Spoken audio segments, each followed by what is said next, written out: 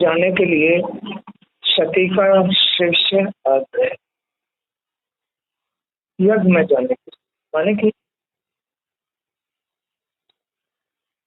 भगवान शिव तो ज्ञान का भंडार,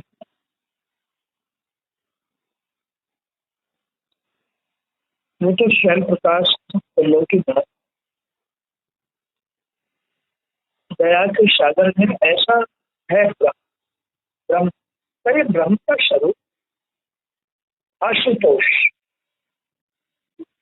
स्वयं प्रकाश, ज्ञान का भंडार। इस सृष्टि के अंदर जो भी कुछ हो रहा है सब उनका ही रूप दिख रहा है। लेकिन उन्होंने अपने आप में से जो ये संसार रचा है, ये शरीर रचा है, ये आनंद के साथ, कामयाबी के साथ, सच्चाई के साथ जीने के लिए बनाया है, ना कि इसे बर्बाद करने के लिए, ना कि इसे खराब करने के लिए, ना ही इसे अज्ञानी बनाने के लिए ये संसार नहीं बनाया है।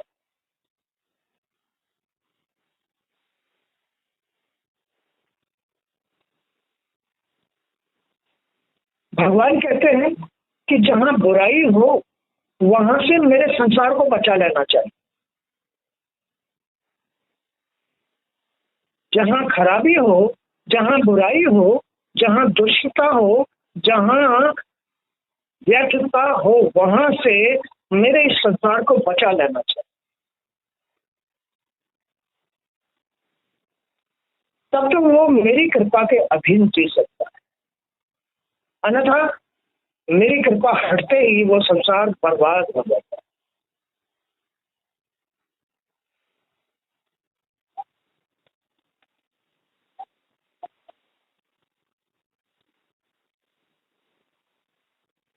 माता सती शिव से आग्रह कर रही है कि भगवान भोलेनाथ, मेरे पिता ने एक महायज्ञ रचा है, उसमें मुझे जाने के लिए आदेश दीजिए। सभी देवतागण वहां उपस्थित होने के लिए पहुंच रहे हैं, आप भी चलो, मैं भी चलो। क्योंकि शक्ति, भगवान भोलेनाथ की वो शक्ति थी जिसके अंदर सत ही सत भरा हुआ था। जो सर्वशक्तिमान थी, जो उस ब्रह्म की शक्ति थी, वो शक्ति थी। वो अपने पति की आज्ञा के बगैर एक पैर पैर कहीं भी नहीं रखती थी। वो इतनी नियमित थी, वो इतनी धर्म के साथ थी, वो इतनी पवित्र थी, वो सर्वशक्तिमान थी। अपने पति की आज्ञा के बगैर एक पैर उठा के यहां से यहां नहीं रखती थी।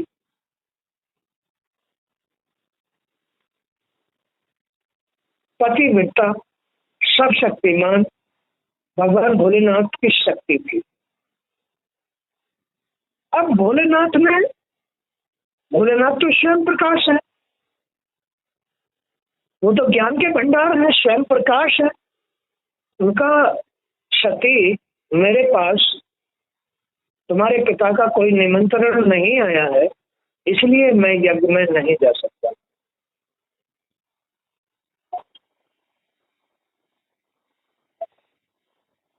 अगर हम लोगों को भी कहीं से निमंत्रण नहीं आता है तो हमें वहां नहीं जाना चाहिए। ये उनका ही रूप है, ये सच्चाई है कि हमें वहां नहीं जाना चाहिए, ये सच्चाई है। और ये झूठ है कि बगैर बुलाए हम लोग वहां उपस्थित हो जाएं। ये अधर्म है, ये पाप है कि हमें बगैर बुलाए वहां उपस्थित नहीं होना चाहिए। अगर हम बगैर बुलाए वहां उपस्थित होते हैं या हम कोई भी अधर्म के साथ कर्म करते हैं, तुरंत ज्ञान नष्ट हो जाएगा, तुरंत भगवान भोलेनाथ की कृपा हट जाएगी, उसका सौभाग्य दुर्भाग्य में बदल जाएगा। एक भी कर्म आदमी का उसे बहुत ऊंचाई से नीचे गिरा देता है।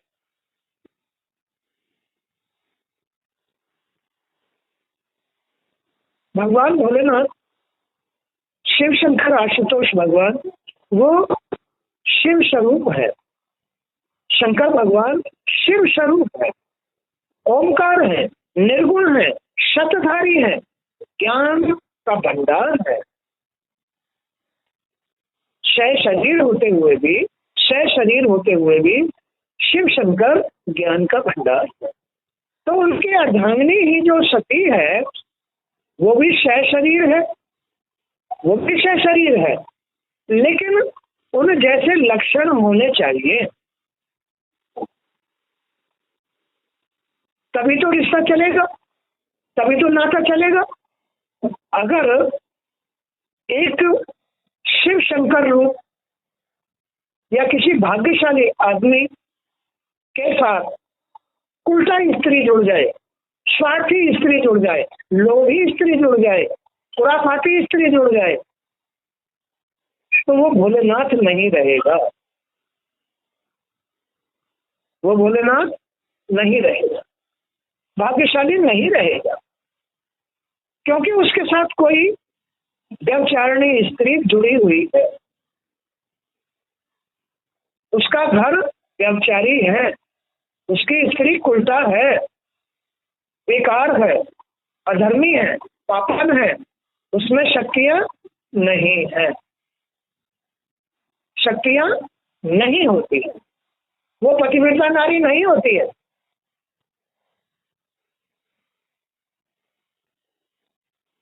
जो पति के लिए नहीं जीती हैं, जो अपने सौभाग्य के लिए नहीं जीती हैं, वो पतिव्रता नारी नहीं होती है।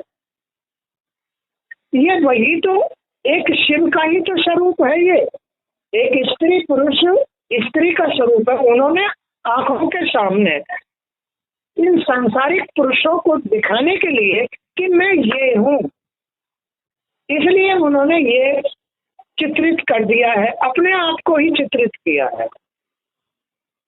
शिव ने अपने आप को ही चित्रित किया है कि मैं ही ब्रह्म हूं और मैं ही शक्ति हूं, शक्ति भी मैं ही हूं और ब्रह्म भी मैं ही हूं, स्त्री भी मैं ही हूं और पुरुष भी मैं ही हूं। अब इन दोनों का रिश्ता कैसे चलता है? जब सच्चाई होती है, दोनों के बीच में सच्चाई होती है। ओमकार आत्मस्वरूप, जिनके मन, स्त्री को पतिव्रता नारी होना चाहिए। स्त्री क्रियाएं हैं, स्त्री में क्रियाएं होती हैं, घर की क्रियाएं होती हैं, इसलिए इन क्रियाओं से ही भगवान भोलेनाथ टिके रहते हैं, शिव शंकर बनते हैं, क्रियाओं से। तो स्त्री अगर नियमित क्रिया वाली नहीं है, नियमित क्रिया वाली नहीं है, वो उल्टा स्त्री कहलाती है। नियमित क्रिया वाली अगर स्त्री नहीं है, वो भाग्य को कभी भी साथ नहीं दे सकती, वो भाग्य को ऊपर नहीं उठा सकती, वो पतिव्रता नारी नहीं कहलाती है, जो नियमित क्रियाएं वाली स्त्री नहीं होती। खेल केवल स्त्री पुरुष के बीच में ही हो रहा है, इससे बाहर कुछ नहीं हो रहा। पहले स्त्री पुरुष के बीच में बनता है, फिर वो बाहर जाकर के और बढ़ जाता है।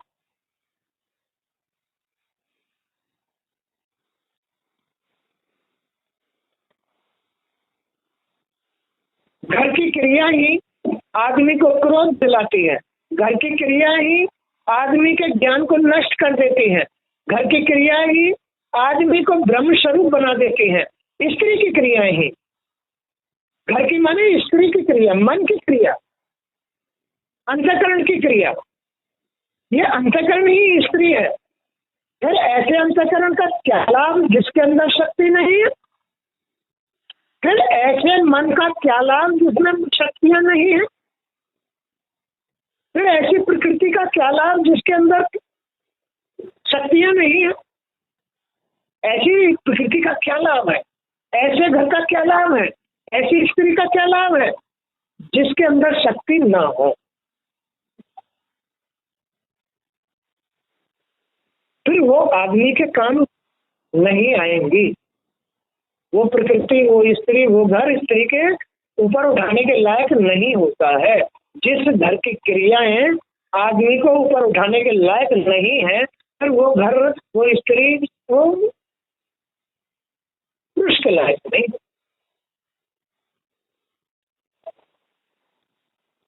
वहां ज्ञान नहीं होता, वहां भगवान भोलेनाथ की कृपा नहीं होती, वहां तो उनकी लीलाएं होती रहती है। एक में से एक, एक में से एक, एक में से एक भोलेनाथ की लीलाएं होती रहती है। तो राजा दक्ष भी कोई भगवान भोलेनाथ से बाहर थोड़ी था। राजा दक्ष भी, उसकी स्त्री भी उनसे बाहर नहीं थी। राजा दक्ष ने और उनकी पत्नी ने सती को जन्म दिया, जो सदा से शिव की ही थी, सदा से। क्योंकि जो सती थी वो ब्रह्म की शक्ति का रूप थी, प्रकृति थी, ब्रह्म की शक्ति का रूप थी। राजा दक्ष की पुत्री सती ब्रह्म की शक्ति का रूप थी। वो ही भाग्य के साथ ऐसी स्त्री, उसका पति भाग्यशाली होता है, ज्ञानवान होता है, स्वयं प्रकाश ब्रह्म स्वरूप होता है। जो लड़की अपने माता पिता के घर में सतधारी होती है, ब्रह्म शक्ति के स्वरूप होती है, प्रकृति स्वरूप होती है, उसका पति शिव स्वरूप ही मिलेगा। तो जो सती थी वो शिव शंकर की अर्धांगिनी इसीलिए बनी, टाले नहीं टली, टाले नहीं टली। उसके बाप ने खूब मना किया कि नहीं, मैं ये रिश्ता नहीं करूंगा, ये रिश्ता नहीं करूंगा, ये तो बेकार है। भूत लपेट के रहता है, नागों की माला डाल के रहता है और बैल पर सवार होकर के सवारी करता है। नहीं, मैं नहीं करूंगा, मेरी बेटी राजकुमारी। लेकिन क्योंकि सती तो प्रकृति स्वरूप थी, ब्रह्म की शक्ति स्वरूप थी, इसलिए भगवान शिव शंकर ओमकार थे, स्वयं प्रकाश थे, इसलिए दोनों का संबंध बना।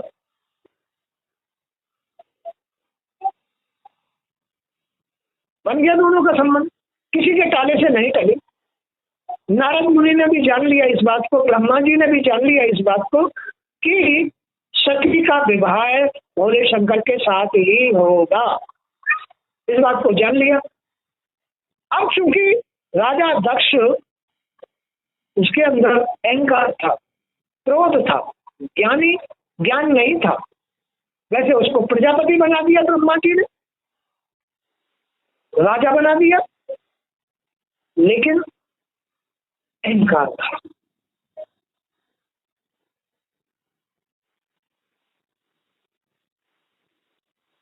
तो भोलेनाथ ने कहा कि सती, तुम्हारे पिता का मेरे पास कोई निमंत्रण नहीं आया है, इसलिए मैं वहां नहीं जा सकता। जहां अभिमान होता है, जहां अहंकार होता है, जहां मूर्खता होती है, जहां जिस घर में ये सब कुछ होता है, मैं वहां नहीं जाता। जहां मेरी जरूरत नहीं होती है, जहां कर्म क्रियाओं के द्वारा मेरी उपस्थिति नहीं होती है, जहां अहंकार से उपस्थिति होती है, वहां मैं नहीं होता हूँ। जिस घर में अहंकार से, भूल से उपस्थिति होती है, वहां मैं नहीं होता हूँ। वहां तो मैं होती है, वहां तो अहंकार होता है, वहां मैं नहीं होता। मैं तो वहां होता हूँ जहां मेरे लिए ही कर्म क्रियाएं की जाती है। कहाँ होते हैं बोले ना? जहां उनके लिए ही कर्म क्रियाएं की जाती हैं, जहां स्त्री अपने पति के लिए, सौभाग्य के लिए, ज्ञान के लिए, स्वयं प्रकाश के लिए, ब्रह्म के लिए क्रियाएं करती है, वहां भगवान शिव शंकर उपस्थित होते हैं। समझ आई बात? कहाँ होते हैं भगवान भोले शंकर? जहां उनकी घर में स्त्रियां, माने घर की प्रकृति, घर की प्रकृति, स्त्री की प्रकृति अगर ब्रह्म शक्ति स्वरूप है और उसके अनुसार क्रियाएं हो रही हैं, नियम धर्म के अनुसार क्रियाएं हो रही है, वहां भोलेनाथ की उपस्थिति होती है। भगवान भोलेनाथ में कहा वहां मेरी उपस्थिति है ही नहीं, इसलिए बगैर निमंत्रण के मैं तो वहां जाऊंगा नहीं। क्या तो मुझे आदेश दो, मेरे बाप का यज्ञ है कि तुम्हें भी वहां बगैर बुलाए नहीं जाना चाहिए, तुम्हें भी वहां बगैर बुलाए नहीं जाना चाहिए। शिव शंकर और प्रकृति यानी सती एक ही रूप है। शंकर अष्टोल भगवान और प्रकृति का सत्य रूप एक ही रूप है। तो भोलेनाथ ने कहा कि जहां मेरी उपस्थिति नहीं है वहां तुमको भी नहीं जाना चाहिए, नहीं तो तुम्हारा सत क्षीण हो जाएगा,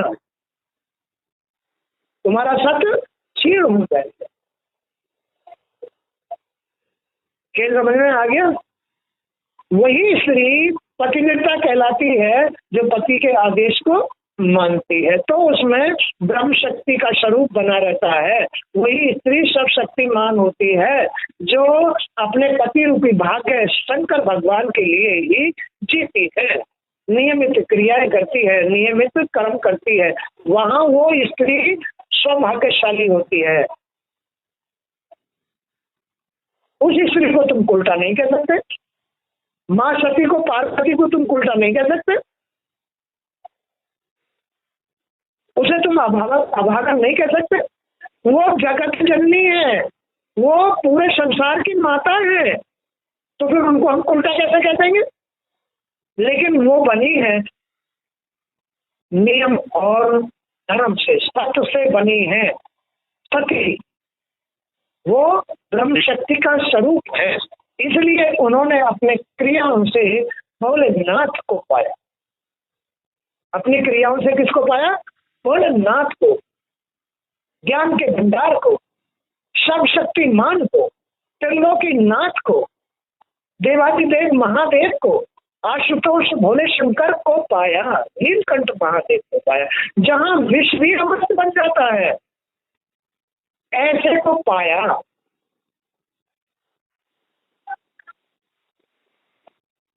तो फिर स्त्री को ऐसा ही होना चाहिए ना, नहीं तो चरित्रहीन कहलाती है, उसकी कभी गति नहीं। ऐसा है ये खेल। नजर उठा के देखो ना कि ब्रह्म है क्या चीज, वो सत का है, वही शक्ति है, वही ब्रह्म है, वही ब्रह्म है, वही शक्ति है, एक है। एक में ही ये संसार रचा हुआ है, माने स्त्री रची हुई है, स्त्री में ही घर रचा हुआ है, घर में क्रियाएं रची हुई है। कैसी क्रियाएं हो रही है? अनियमित क्रियाएं हो रही है या नियमित क्रियाएं हो रही है?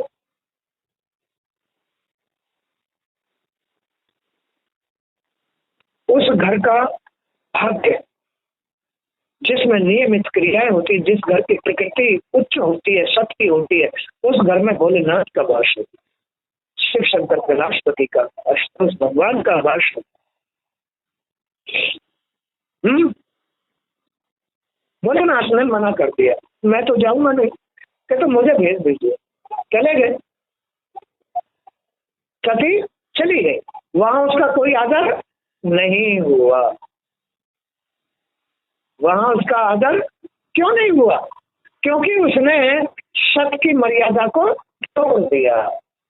सत की मर्यादा, जब भी स्त्री घर की क्रियाएं मर्यादाहीन हो जाती है, स्त्री मर्यादाहीन हो जाती है, स्त्री प्रकृति से भिन्न हो जाती है, स्त्री की क्रियाएं सत से भिन्न हो जाती है, मर्यादा से भिन्न हो जाती है, उसका सत लुट जाता है। जैसे सीता का लुट गया था,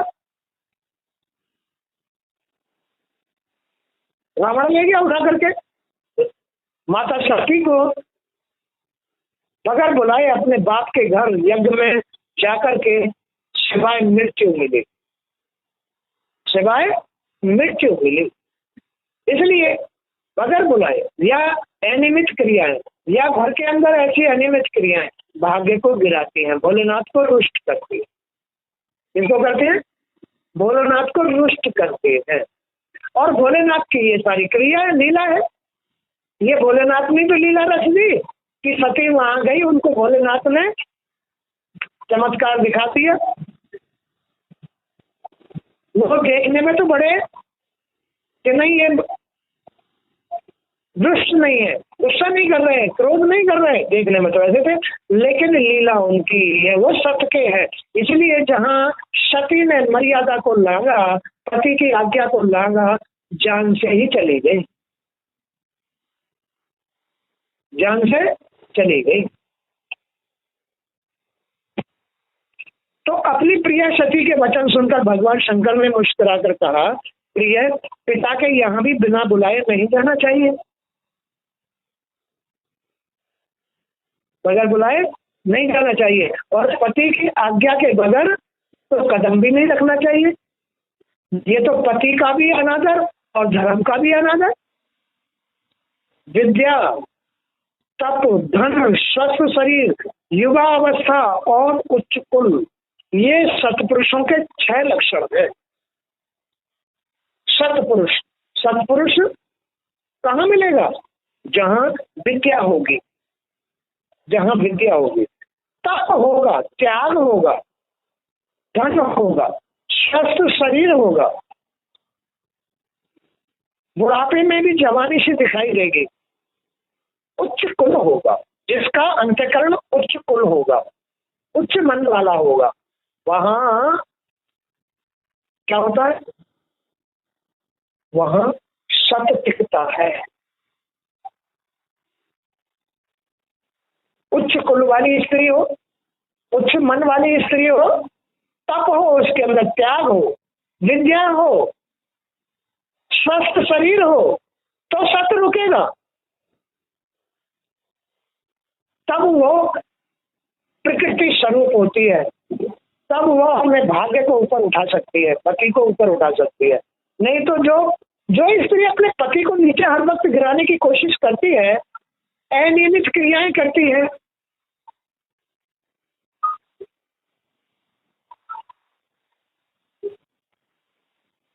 वहां वो भाग्य गिरता रहता है, भाग्य गिरता रहता है। तो विद्या, तप, धन, स्वस्थ शरीर, युवावस्था, उच्च कुल के, ये सत्पुरुषों के 6 लक्षण हैं। परंतु नीच पुरुषों में ये अवगुण हो जाते हैं। नीच पुरुषों में क्या?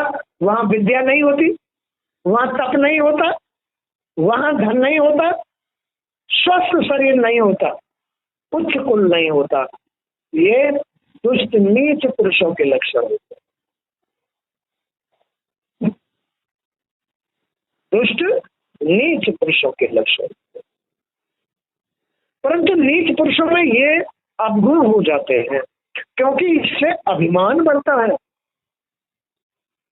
नीचता से, जहां विद्या नहीं है, जहां तप नहीं है, जहां धन नहीं है, स्वस्थ शरीर नहीं है, वहां ये अवगुण पैदा करते हैं। अवगुण, अवगुणों से अहंकार पैदा होता है, अज्ञानता पैदा होती है, अज्ञानता से नीच कर्म होते हैं, कुल भी नीच हो जाता है, खुद भी नीच हो जाता है, दुष्ट हो जाता है। वहां भोलेनाथ थोड़े होते हैं, वहां तो अहंकार की लीला हो रही है, पतन की लीला हो रही है। तो जहां चाहे स्त्री हो या पुरुष, सतधारी बनने के लिए, उच्च कुल वाला बनने के लिए, विद्यावान बनने के लिए, त्यागी बनने के लिए सत का होना जरूरी है। विवेक बुद्धि वही होती है, विवेक और बुद्धि वही शुद्ध होती है जहां सत होता है। और विवेक और बुद्धि कहाँ नष्ट हो जाती है? जहां अहंकार होता है। इसी कारण महापुरुषों के प्रभाव को वो नहीं देख पाते। दुष्ट बुद्धि वाले, जिनके पास विवेक नहीं होता, जिनके पास विद्या नहीं होती, तप नहीं होता, स्वस्थ मन नहीं होता, वे महापुरुषों के इशारे नहीं समझ पाती हैं, न समझ पाते हैं, वो लोग नहीं समझ पाते। खेल समझ में आया? और फिर महापुरुषों के अंदर से कोई शब्द ऐसा निकल गया तो प्रलय हो जाती है। भगवान भोलेनाथ के अंदर से ऐसा किसी कुल के लिए ऐसा निकल गया तो प्रलय हो जाती है। क्या फायदा?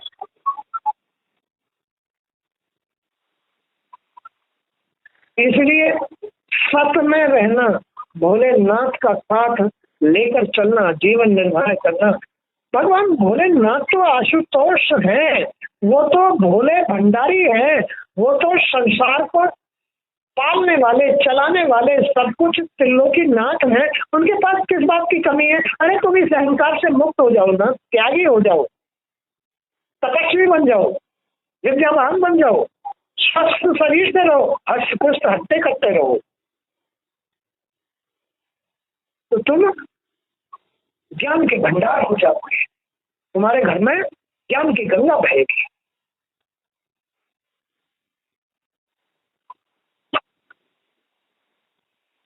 ऐसे लोग यदि अपने बंधु बांधव भी हों तो भी उनके पास कभी नहीं जाना चाहिए।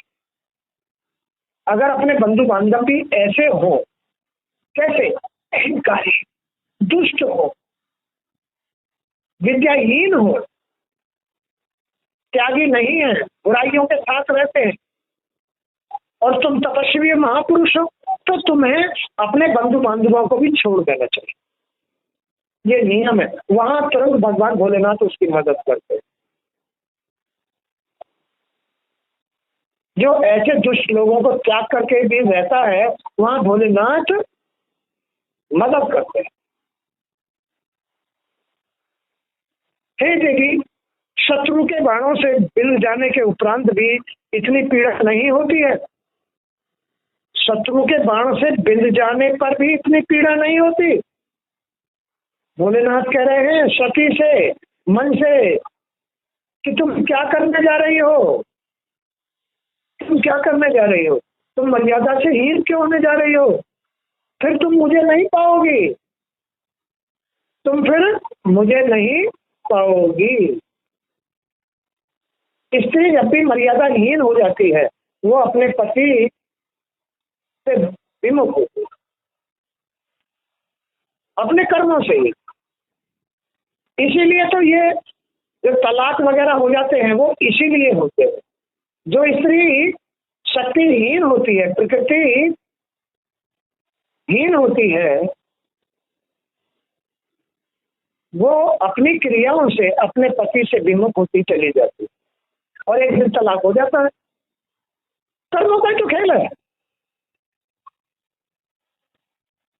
तो भगवान भोलेनाथ सती से कह रहे हैं कि शत्रु को बाणों से बिंद जाने के उपरांत भी इतनी पीड़ा नहीं होती जितनी ऐसे लोगों के कटु वचनों से होती है। अहंकारी लोगों के कड़वे शब्दों से जो पीड़ा होती है मन को या मुझको, मन को या मुझको, शत्रु अहंकारी लोगों के वचनों से जो पीड़ा होती है, उतनी पीड़ा बाणों से बिंदने से नहीं होती।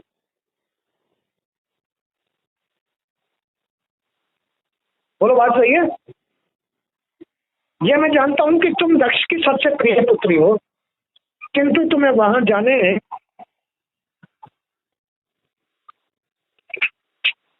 पर उचित मान नहीं मिलेगा। क्या तुम्हें वहां जाने पर उचित मान नहीं मिलेगा? क्यों नहीं मिलेगा भाई? क्योंकि तुम मर्यादा को लांघ के जा रही हो, बगैर बुलाए जा रही हो, मेरी आज्ञा के बगैर जा रही हो, इसलिए तुम्हें वहां मान नहीं मिलेगा। तुम अपने सत्य को हार के जा रही हो, तुम प्रकृति को लांघ कर जा रही हो, इसलिए तुम्हें वहां मान सम्मान नहीं मिलेगा।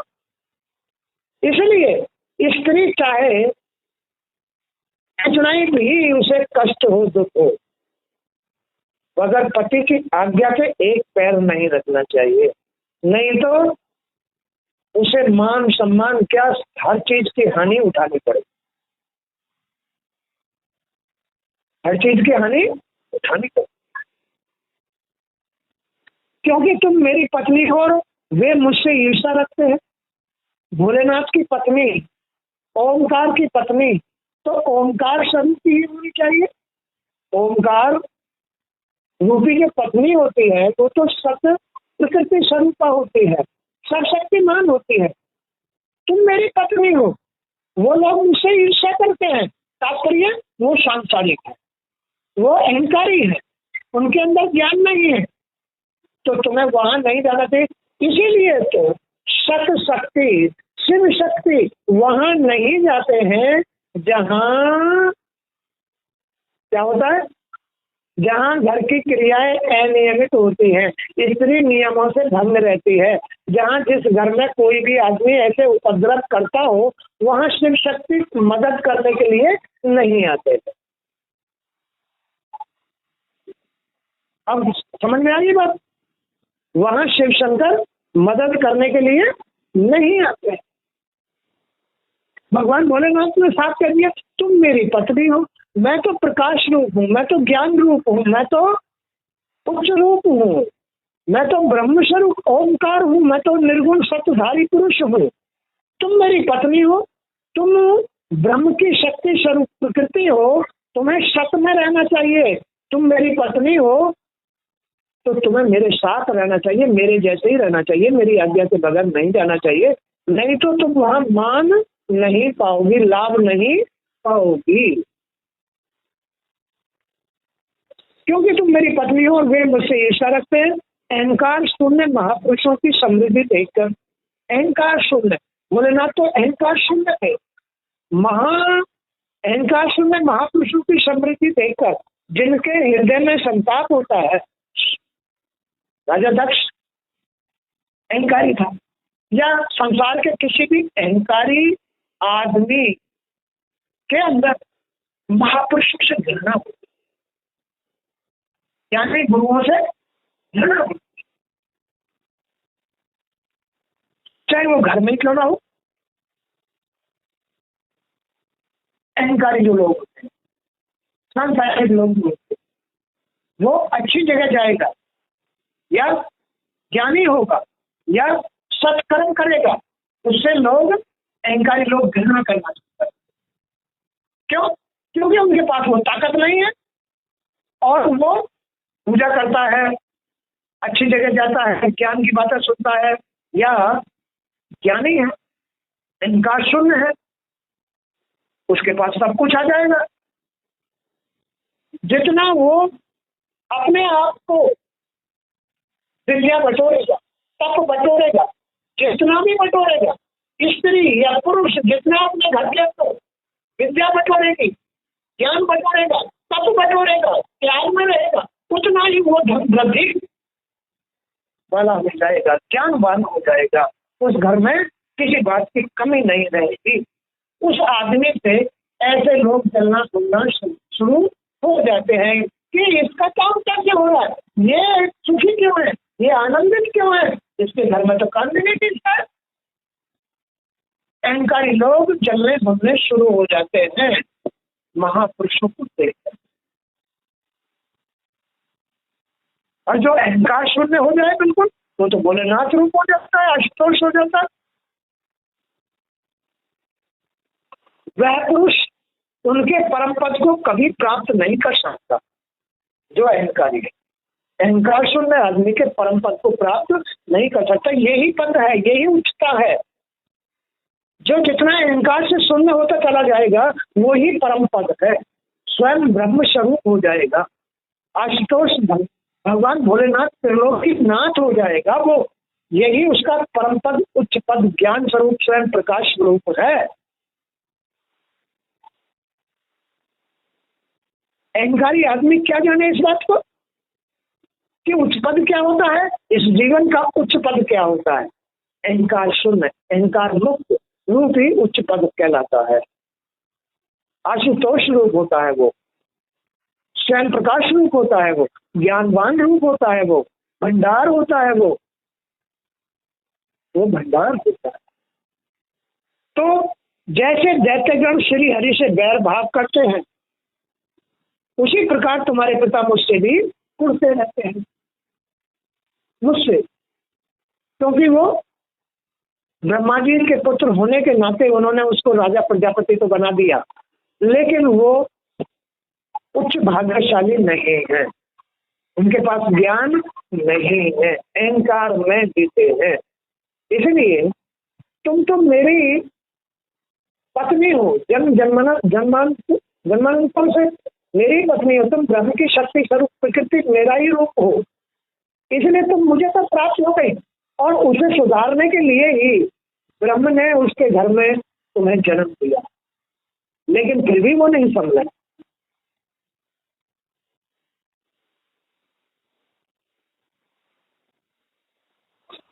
तुम्हें यह पूछने का अधिकार है कि मैंने प्रजापतियों की सभा में तुम्हारे पिता का आदर क्यों नहीं किया है? तुम मुझसे पूछो ना इस बात को।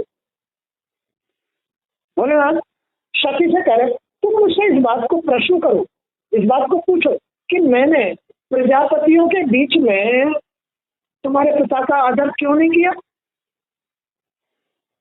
इसलिए नहीं किया कि उसके अंदर अहंकार है और मैं अहंकार शून्य हूं, तो मेरा उससे कुछ भी लेना देना नहीं है, मुझे उसकी जरूरत नहीं है, बल्कि उसे मेरी जरूरत है। क्या?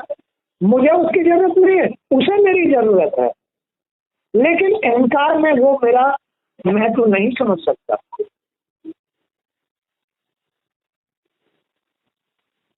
और मैं अहंकारी लोगों के पास कभी नहीं जाता।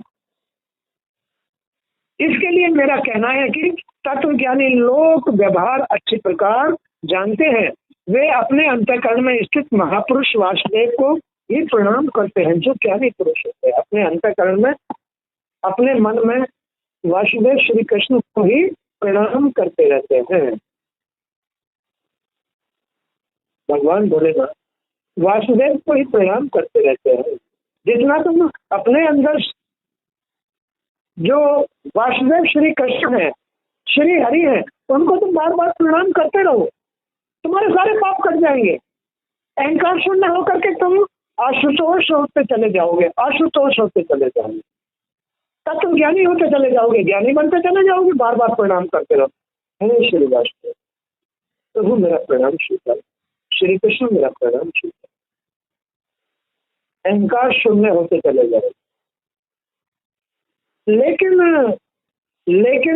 अहंकारी लोग कभी भी प्रणाम नहीं करते हैं, अपने वासुदेव को कभी प्रणाम नहीं करते, इसलिए भोलेनाथ उनसे प्रेम नहीं करते।